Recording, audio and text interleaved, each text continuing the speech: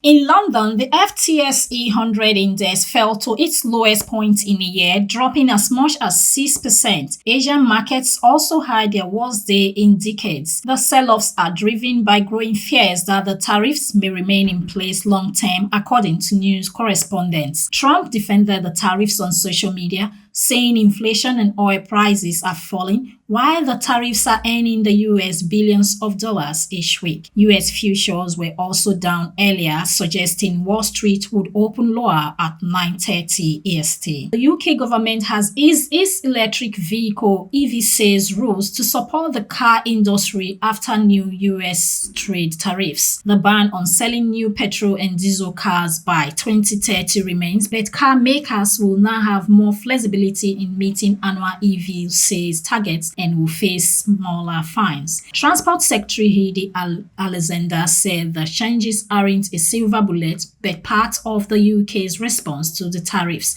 Although a consultation on the EV rule changes ended in February, the government sped up the process to help industry deal with the tariffs. Clashes have continued in Myanmar even after both the military and rebel alliance declared temporary ceasefire to support earthquake recovery. The UN Human Rights Office reported at least 14 military attacks since the ceasefire began. The military blamed two rebel groups for breaking the truce, while one group claimed it was responding to army offensive. UN Human Rights Chief Volker Turk called for all fighting to stop and urged full access for humanitarian workers after the 7.7 magnitude quake on 28 March. The earthquake's official death toll rose to 3,564, with over 5,000 injured and 210 still missing. And lastly, on global news, several Palestinians released from Israeli detention have told newsmen that they were tortured by Israeli military and prison staff. One man, Mohammed Abu Taweli, said he was burned with chemicals and caught fire, struggling to put out the flames. They were held under Israel's